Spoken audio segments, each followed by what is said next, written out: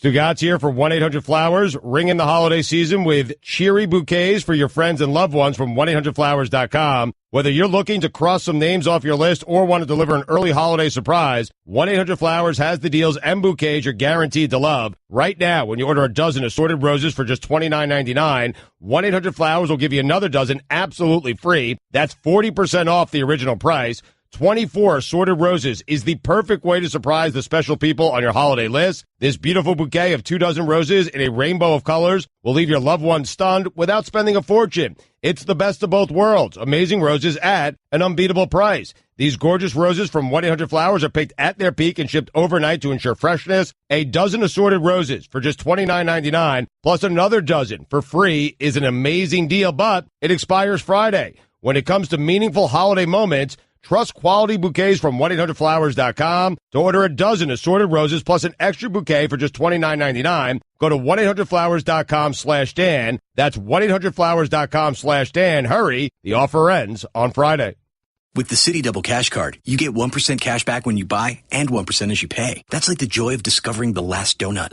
Ooh. And it has your name on it, literally, in chocolate sprinkly things. No way. Double the love with the Citi Double Cash Card. Apply now at Citi.com/doublecash. Don Le Batard. The Cody Stugotz combination, though, I can't imagine. Well, yeah, you have no idea how I dread Tuesdays to have 2 Stugotzes in here. God bless you, Stugotz. You don't wander around the premises as segments are starting. I didn't know the segment was starting. Sue me. Stugotz. But you started taking your stroll like as the rejoin was playing. Well, I didn't hear it because the things weren't in my ear. Right. The things that are under whose control? My personal assistant. Yeah, nobody is the answer to that. This is the Don Le Batard Show with the Stugotz on ESPN Radio. ESPN Radio is presented by Progressive Insurance. You're in rare form today, Greg Cody. Unbelievable. It's unbelievable. Mike, during the break, I'm trying to talk to him about business and radio things. And all he keeps asking me is, do you think we could get Buffett in here for my last show? And I'm like, man, will you be just slightly less self-involved? I'm just curious, that's all. You know, I want to give you time to plan. Right. You know. Incredible. He also said he's going to play it at his funeral. Yes. I'm thinking about it. Chris Cody was telling me that Greg's already got the playlist figured out for his funeral. Mm-hmm. That is great. Yeah, I do. Anyway, pick from a range. I want to hear about this. Pick from a range of coverage options with the name your price tool to find a price that works for you. I thought we were going to hear about it right there, but that's fine. Guest on the Dan Le Batard Show appear via the Shell Pennzoil Performance Line. Here's your Sports Center update. It's like doing a radio show with a knuckleballer. Or a knucklehead, one or the other. The Memphis Grizzlies fired coach David Fizdale on Monday, one day after the team dropped to 7-12 on the season, including 8 straight losses. Associate head coach J.B. Bickerstaff has been promoted to interim head coach. Tennessee officials have reached out to Duke coach David Cutcliffe about the Vols head coaching vacancy, but Cutcliffe informed them he wasn't interested and plans to remain with the Blue Devils, sources told ESPN. Tennessee can't hire a coach. And finally, one of the most famous robots in pop culture history has been sold at auction. The costume for Robbie the Robot, made iconic through the film Forbidden Planet, has been sold through the New York auction house Bottoms for $5,375,000. A waste of money. Experienced why for nearly a century, men have trusted Barbasol for a close, comfortable shave, whether it's extra moisturizing with vitamin E or soothing aloe. All you have to do is sit back and bask in the glory of your close shave. You're looking good, America. You're shaving with Barbasol. For all the latest headlines and information, tune in the Sports Center on ESPN Radio all throughout the day. All right, there are 3 things that I want to get to here, and I don't know which one to get to. All right. Stephen A. Smith sound on the injustice that has befallen Greg Schiano. Lane Kiffin going after Nick Saban on Twitter. Or Guillermo also last night dreamt about the show. Had a dream last night about the show. And so I want to put all 3 of those things up. Or I guess, you know what, Mike? Let's do this. Let's put 2 of the things up and let the audience decide. Do you want to hear about Guillermo's dream or the Lane Kiffin story. And in the interim, let's play this Stephen A. Smith sound. He is bothered, evidently, that Greg Schiano had that back and forth with Tennessee, an amazing back and forth when you consider Tennessee didn't have a coach, hired a bad name, decided against it after they got a controversy, and now might have to pay a buyout as well. So that is an amazing transaction. And Stephen A. Smith thinks it was wrong that a couple hundred protesters were able to influence by tying Schiano in a way that felt unseemly to the Sandusky stuff because of how unsubstantiated all of that talk is. To sit up there in the case of Schiano, who has been a coach at Rutgers, who has been a head coach in the NFL for the Tampa Bay Buccaneers. This is an individual that is not a defensive coordinator at Ohio State. One would surmise that he has been thoroughly vetted. For them to get in his way of getting the job for this reason is criminal. I mean, I don't know if it's criminal. That's probably a little bit strong. Listen, it's completely unfair what happened to Greg Schiano. It really is, because if a coach that the Tennessee fan base liked had the same stuff in his past, alleged stuff in his past, he'd be the head coach of Tennessee today. And so for that reason, it's unfair. Now, maybe the stuff did happen at Penn State with Sandusky and Greg Schiano, and maybe he did know something, and maybe he did aid in covering some of that. Maybe he did, but it's all maybes, and it's never going to be proved. No, I mean, never mind proven. Like, they're just, it's a thing, man. What we're doing here, that's not fair to Schiano. This part's not fair. The whole, hey, the maybe on he was involved with boy rape. Like, no. He'd be in jail if anyone actually could. I mean, that's not cool to do to people. Well, that's why I said it's not cool to attach that to him. I mean, you don't know if it's true. Maybe child rape is not. That doesn't really work. Right. But to Stephen A's point, and I said it a bunch of times yesterday, Dan, if Nick Saban had some of that in his past, or John Gruden, and he was hired as the Tennessee coach, you wouldn't hear anything but a celebration. That's it. A celebration from Tennessee Volunteer fans. Greg Schiano has spent a long time trying to get another head coaching job after a long time he spent at Rutgers as a 500 coach. He's been passed over for a lot of jobs. He's been coveting a head coaching job. Miami vetted him and didn't hire him. He has not been hired by a lot of teams, so I don't think it's extraordinary that Tennessee didn't hire him. Well, one of the things... But they did. They did hire him and then didn't hire him, and one of the things that's problematic here, if not criminal, problematic. Haven't you just effectively ended Schiano's career? Yeah, I mean, Urban Meyer, as a head coach, Urban Meyer said, of course he's going to come back. No, I mean, as a head coach. Yeah, I think you did. Now you've got to not only hire this guy who doesn't have the greatest reputation as a winning football coach. Right. But, oh, wait, I have other candidates that are just kind of okay like him, and maybe those 100 Tennessee protesters won't be a story that'll be on my lap. Like, what? Why would Greg Schiano be worth bringing any of this? He wouldn't be, right? He's not a good enough coach, right? Well, yes. I think this ruined any chance he had of being a head coach again. I'm asking the question: did this end Greg Schiano's career as a head coach? Maybe at that level, at the Tennessee level, but there's going to be an FIU type school that's going to be enamored of hiring a name. But a fan base just needs, and you only need like 100, Greg. A fan base just needs to make a stink about it because they don't like him as their next head coach. So They attach that story to him, and if they don't want him, he's not getting the job. You could probably go back to Rutgers, too. If that job opened up, they would take him back, I imagine. The tentacles on that Sandusky story, I mean, it is the biggest scandal in the history of sports. It toppled. It was amazing. It was amazing to live through all of that in real time and see all of that happen. See this sports mythology crumble because of this one sexual predator and just the leadership breaches at the university. But the idea that after all of the investigating that has been done of that, and I can't imagine that many things have been investigated with the intensity that was,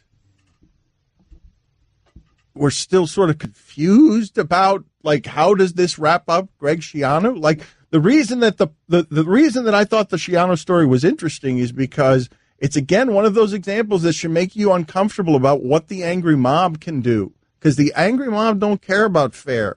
The angry mob that wants to get on social media and be 99 people marching somewhere with their fake outrage, they just didn't want Greg Schiano as a coach, and so they threw this child sodomy into the mix. And then the next thing you know, a man is getting dragged by the angry mob, and not only dragged for the day, dragged in a way that might make it not easy to hire him in the future. Right.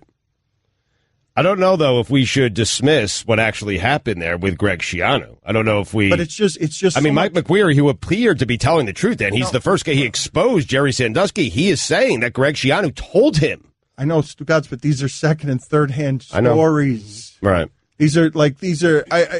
It's not something that you attach a maybe to. Mike, I agree with that. You got to be certain with such a topic. It's going to take a university with a strong president and a strong athletic director willing to stand up to the 100 people protesting and say... But why would you for Greg Schiano? Why would you? Why would you stand up? Like, how do you feel about that, the idea of that? The idea of the customer wins.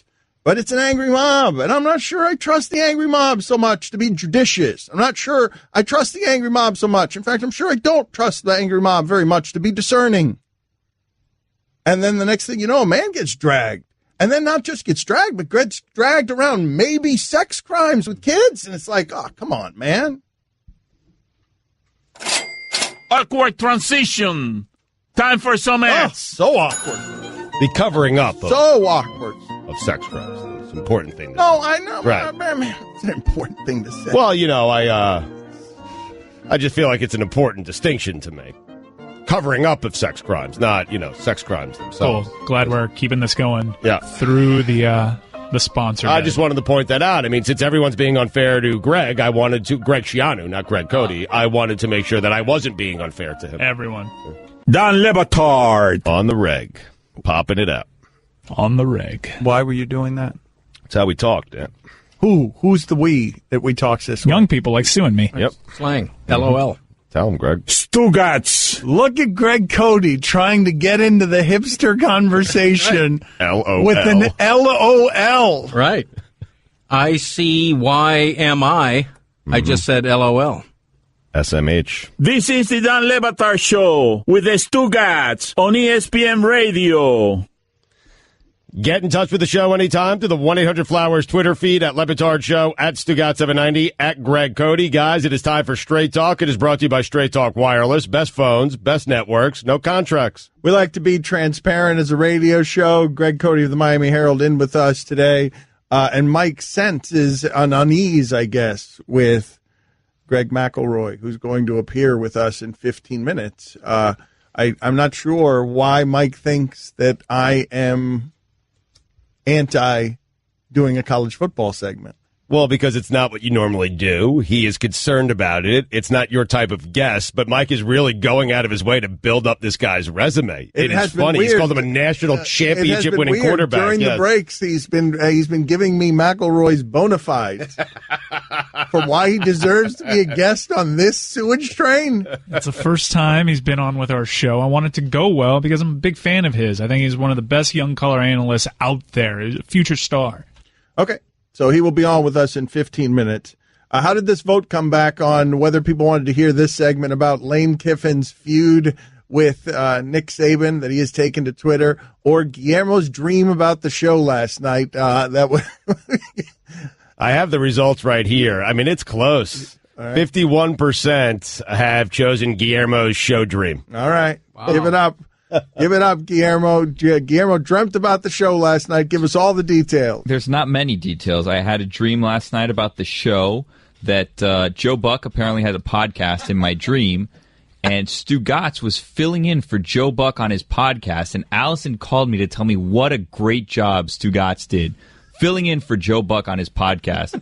And I realized this is a dream because Allison would never praise Stugotz. Stugotz would never fill in for Joe Buck's podcast that may or may not even exist. And if I did, it wouldn't be good. Yeah, probably not. Yeah. Right. Factually, a lot of factual errors in your dream. What a weird dream. Yeah. So that's the height of your fantasies, Guillermo. Well, maybe it was a nightmare. I don't know. It happened when I was asleep. Was Cody's show dream? Thank you, Guillermo. Was Cody? That's how dreams work. Yep. was Cody's dream? Hey, I mean, was it a nightmare or was it a dream? Because he's been talking in the breaks and we've lost him. Have you guys not noticed we've lost Cody? Yes. Because he was talking about mortality during one of the breaks and then he got sad. And I feel like Cody. Well, I mean, he has a set list for his funeral picked out already. I mean, yes, we planning have, it. Yeah. We have lost you, though, Greg. No, not at all. Lost and found, baby. Most people plan their own funerals nowadays, right? Do they? Mentally? Yeah, sure. When you get to be my age. Mentally. Yeah, I mean, you it's not like I'm writing anything down. I'm not. But have you given these specific instructions to anyone? Your wife? I have not yet, no. Well, what do you mean? Hold on. So you think if I put up on the poll, have you planned any of your own funeral yet? You think the answer to that is going to be a majority yes? I think it would be a majority no, because a lot of your listeners skew a younger demographic. I think if you polled people middle-aged and older, CBS? the answer would be yes. CBS Sportsline? Right. I've never even thought about it. Have you? Your funeral? I've never even thought about my own funeral. Just recently, for the first time, because some of my friends were talking about the details on their funeral and how fun they were having fun with the details of, like, I'm going to have clowns, and they were like talking to lawyers demanding like that the clowns get a budget for like hijinks and yeah. And so I was like, that sounds fun. That sounds like a fun way to do that. It's your funeral. Well, that's why I did it. What? So what would your funeral have? I don't know. I mean, I didn't then take it to the next thought of but I did. I considered for the first time literally a week ago. So it's going to be a fun funeral, yours. It's really a question for Mike, isn't it? Yeah, Mike's working on it. That's why he was meeting the city. That parade we couldn't do for the Marlins with dumpsters and fires. That's what it's going to be at my funeral. It's going to be a couple of hearses, a dumpster on fire. Right. Would you mind if I spoke at your funeral? I think I would. Wow, that's a great question. Because I'd be flattered if you spoke at mine. That is a great question. Flattered. Can I speak at both of your funerals? Hold on a second. Let me think about that. I mean, if I'm not busy doing the Joe Buck podcast that day, I would like to speak at your funeral. I'm trying to think of, like, who... You're not going to hurt my feelings. No, it's okay. It's okay. I love the question. You can't really control it, actually. If I just want to get up, I can. It's a great question, right? I mean, go ahead. Try and stop me. Dare you. Oh, I did it too hard. I'm sorry. I got you dying well before Dan. And Greg. Wait a minute. Wait. If I had any call over whether or not Stugotz would speak at my funeral, would I allow it, right? If we're planning the details, the audience would say yes, right? Mike, because the audience would want to hear what it is that he wants to say. But what if I don't want to hear it? What if it's against my wishes? Really, Stugotz, at the end, by my coffin, still grabbing at the mic, correcting my grammar from the dead, from 6 feet under. Yes, Mike. Yes or no? Good idea for Stugotz to be speaking at my funeral. If he's around, that's a great idea. Are there other speakers? Let's be honest. At that point, by the time you die, I'll already be hanging out with Art Briles. Dan Le Batard. Jordy Nelson had a goose egg. Unbelievable. What are the odds? Money in the bank, that guy normally. Best Nelson since Ricky Nelson in the 60s. Stugotz. Hands up if you remember Ozzie and Harriet.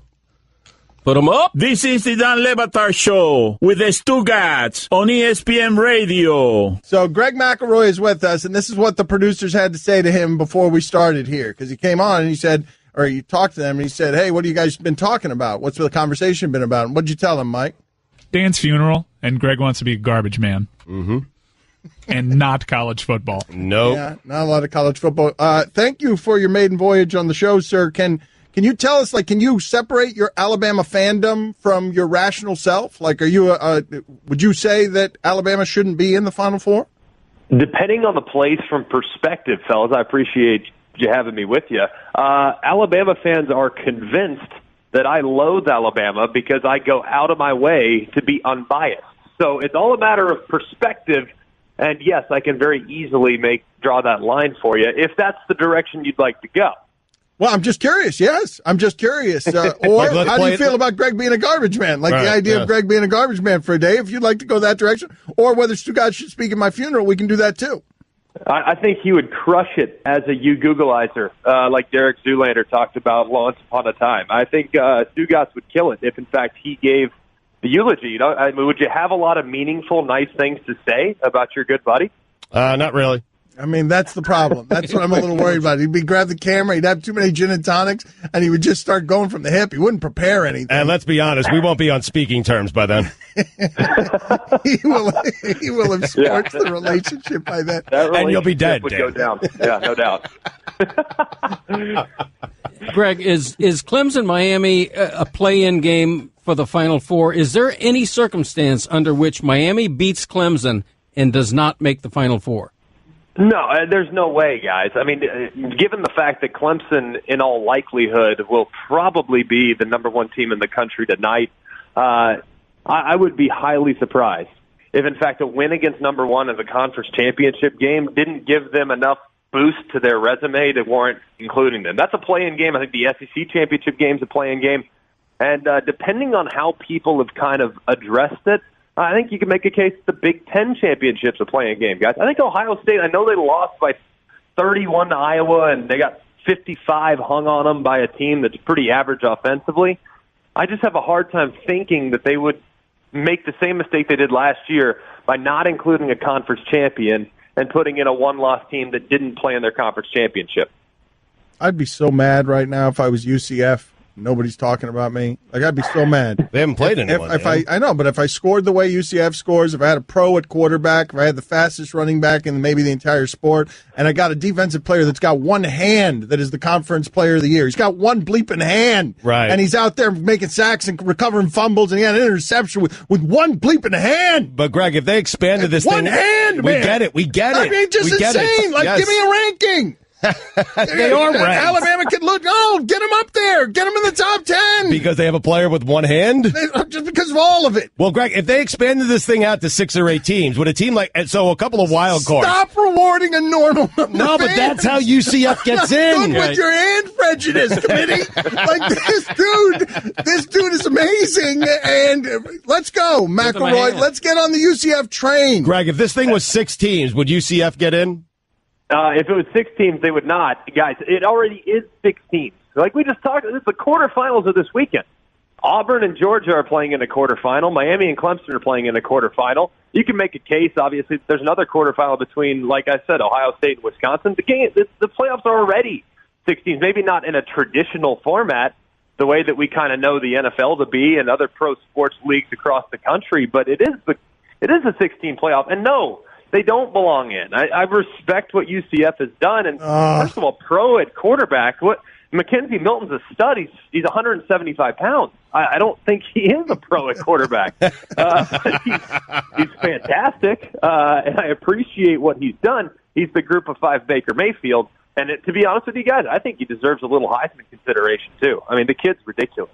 He really is, but he's not a pro. And I think UCF, if you look across what they've done to this point, how does their resume stack up against some of the others? Yeah, they don't have a loss, but how many teams, if playing the schedule that they played, wouldn't have a loss too? Several, I would imagine, from the Power 5. So I'm one of those that is a big school homer. I am not a group of 5 apologist, and I happen to think that in order to warrant consideration, you have to play and beat several group of 5 teams, which UCF has not done this year. I'm a big Jets fan, and we recently celebrated the anniversary of the butt fumble. What do you remember most? I know you're a member of that team. Oh, what were you? Yeah, were you? Absolutely, yes. He was. Were you the 3rd string quarterback that year? Yeah, give or take. Yeah, 3rd string. Yeah, we don't really look at that as a depth chart that year. That was a very unique situation and very fluid from week to week. Right. Given the fact that Tebow was 1B, I guess you could say Mark and Tim were 1A, 1B, and I could have been the 3 or 4, depending on the week. All right, well, hold on. Do you remember where you were when this happened? Do you remember? Can you Tell me if this brings back any echoes of post-traumatic stress disorder from that night.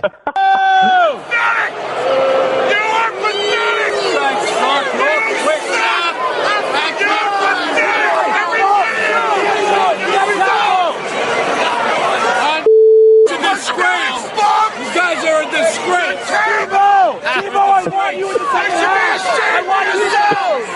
TiVo, save us. TiVo, save us. Sanchez, you piece of shit. You suck, Sanchez.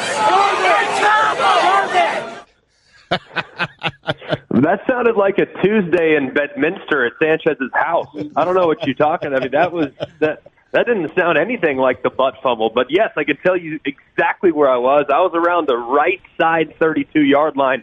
Not all that far removed from where it actually transpired. And yes, there is some, I do kind of laugh about it from time to time, just the way it's blown up, right? It's become this cultural phenomenon, and the way that we have kind of identified with the Jets and who they've been over the last however many years, 40 years? It's kind of the Jets summed up into one play, is it not? Yeah, it is. What do you remember most? Because I read the oral history of it, and I know you told a great story about Vince Wilfork and what he did with the guard. I think it was Ryan Moore. Like, is that the thing you remember most? If so, can you share that story with us?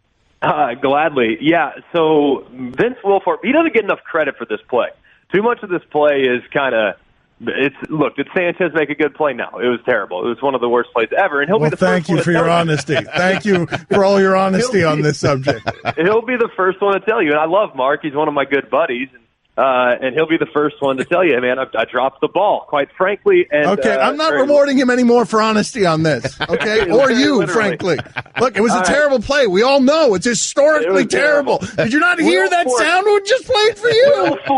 Wilfork took a 330-pound guard and threw him 4 yards into Sanchez's face. Okay, right? So a little credit is deserved to the 330-pound punching bag that Sanchez absorbed. So I do think that Wilfork deserves a little credit. I can remember specifically exactly what happened. The best part about that whole game, guys, and Rex Ryan, you know, he tells it how it is. There's one thing that Rex has always done. He's been brash and he's been outspoken. And at halftime of that game, Rex is talking to everybody and you know, rallies the troops. And every coach at halftime, you guys know the halftime speeches. Hey, we're just going to get back in this game one play at a time. You know, don't look at the scoreboard. We're just going to focus on what's directly in front of us, right? Standard coach speak. No, not with Rex. Rex is going around to each player say, hey, we're probably not going to win this one, but we're going to do everything we can to get some momentum taking us into next week. Okay, so very good. I've never seen a coach that said, hey, we're probably not going to win this one. Probably not. Let's try to get something going for next week. But unique situation nonetheless. All right. Thank you, sir. We will we'll talk to you soon. Thank you for being on with us. Thanks, fellas. Don Lebatard. Well, coffee is America's drink. A man is never more a man than when he's got a cup of coffee in his hands. Although I love it when I see a woman drinking coffee. Stugotz. Coffee means hot coffee. Iced coffee works against the coffee brand. Coffee is hot coffee. It can be black, it can be sweetened, lightened, but coffee is hot coffee. But unquestionably, that's America's drink. Can't be a frappuccino? No. Right. No. Does it not go without saying that would be an excellent back in my day if you believe in this so strongly? The idea that coffees have mutated into all of these flavors that are unacceptable to you? I think I did one of those. One of my most popular ones. Coffee! This is the Don Lebatard Show with the Stugotz on ESPN Radio. David Fizdale, Memphis coach, out after like 100 games. Yep. And that is the player having the power again. Mm-hmm. That's all. Marc Gasol can get his coach fired. Yeah, a little closer to the microphone there. Yeah, well, on the radio. An aside to myself more than meant for the air. Well, he's the star of that team. It's I don't. You go ahead. I don't understand. Right. Headsets aren't on. I just find it consistently baffling how he could be this bad at radio. Was he taking selfies of himself during the commercial break? He was taking selfies of himself during the commercial break. He didn't have his headsets on. He's not listening. He made sure to put a hat on, though, a ridiculous hat, so he can get attention on television. And he spent the entire commercial break hitting his son, withering with like the 50th request for his son to tape a video so that he could film a video so that he could put it on the internet, because Greg Cody needs endless bottles of attention. You're a drunk. You're a drunk on attention. Like, you are an alcoholic, and it needs to be. I mean, we need to have an intervention. Like, he has been today so disruptive, just seeking attention for himself. He checked out of the last two segments, didn't have any interest. Why? Because there was no attention on him. Had so little interest that when we came back this segment, he was fundamentally unprepared to do anything that resembled speaking into a microphone or working. Mm-hmm. That's probably true. When there's another Greg on the air, it's always a little disconcerting. I like to be the only Greg on the show. Get out of here. We're not doing back in my day. We're not doing back in my day. Get to the penalty box. I am just fed up with you. I'm going to watch back. Greg, I'm always on your side. You know that, and I love you, but I'm going to watch back this segment. I mean, you were so far, no headset, so far away from the microphone. Legs were crossed. Like we were just having a casual conversation. He forgets that we're here working, and he's going to get us all fired this way one day. Greg Cody, 2 minutes in the box. We should bring him back in 2 minutes. I think we can get him on the hard network out. Yeah. He's infuriating. He is in bleeping infuriating. Wait, so you want to? Yeah, we'll bring him back. Hold on, but Dan, you have the papers right next to you. Just get a feel for how long. No. We can't do back in my day. He'll get really mad, and we'll lose him for the remainder of the show. Why are we whispering? Yeah. Well, I don't know. It's a good point. It feels like something we should be whispering about. It's an effect. It's a conceit for the audience. So they feel like it's an intimate thing. It was theater of the mind that you just ruined. It was funny. Ruined with your unbelievable lack of subtlety. Like I was pretending that our whole show was huddled up whispering so that the audience could do theater of the mind with us. It's like father, like son. Chris, play the show killer. killer. Penalty box next to him. You get out of here. Play the show killer. Unbelievable, man. Show killer. That was like the oaf scene in a movie, man. Now we're just disorienting Cody. I think this works out well for us. Yes, it does. So when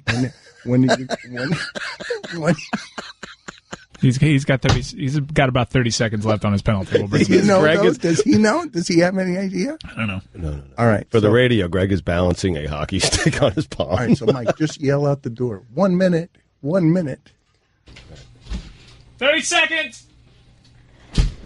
That's not helpful. Why did you? Yeah. A minute. We said a minute. A minute. We want him back. We want. Tell him.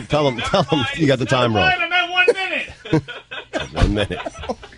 You want him back in here at Mike, like 50? you go to the penalty box. Yep. No, but Mike, keep him in there for longer. Out of here. Get out of here. You send him figure out when to send him back in. Guillermo, get up here. There's one person remaining. That's fine. You to the penalty box as well. 3 people in the penalty box. I gotta see you. All right. We are a rudderless ship right now. Guillermo's looking at the microphone, confused by all the buttons. Like the Alabama basketball team right now. Yes, we are. All right. So this is what we're doing. If you're new to the show and don't know what we do around here, Greg Cody, the clock has been the same for a long time around here at the end of every hour. 54:32. 54th minute, 32nd second. Right. Greg has never looked. I mean, he looks confused all the time. Right. He has never looked more confused. I feel like we're going to get him. What should He's coming back. All right, here we go. Right. Welcome back, Greg. Your time's up. Yes. Yes, we are on the air. We're on the air, Greg. You want to send them back for a minute? For asking if we're on the air? No, of course. Why? How is it possible that he never knows when it is that we're on the air? I don't. Greg, is there an on-air light out there? Greg, I've never noticed. Greg, yes, there's a giant on-air light. I never noticed. Yes, Sorry. Next time I will. Live and learn. Learning it. Yeah, but you live and don't learn. You live and don't learn. That's been the entire theme of today's show. Wasn't that the name of a Paul McCartney and Wings song? Live and don't learn. Boom, boom. Send them back. I do want to send him back. I want to send him back. Nah. Quick 30-second minor. So David Fizdale is let go by the Memphis Grizzlies, and Marc Gasol is the guy who gets him out after 100 games. What does that tell you about the management with the Memphis Grizzlies? It tells me what I've always known about the NBA is that the management's always going to side with their superstar, even if it's Marc Gasol over their head coach. And Fizdale did a very good job last year. Guillermo, put it on the poll. Does Memphis have a superstar? And I like Mike Conley, and I like Gasol. Does Memphis have a superstar? Yes or no? The funny thing about, I don't know if it's funny, but the interesting thing to me about this story was LeBron James and Dwayne Wade demanding answers as to why David Fizdale got fired. That was. I mean, what LeBron James doesn't, he's demanding answers. He knows the reasons. He got David Blatt fired. That was so great. What did you make of that? Dwayne Wade and LeBron James demanding answers like detectives in some sort of special. That was fun. Didn't Wade actually tweet, "I need answers"? It's Dan, Stu, and Greg Cody, ESPN Radio.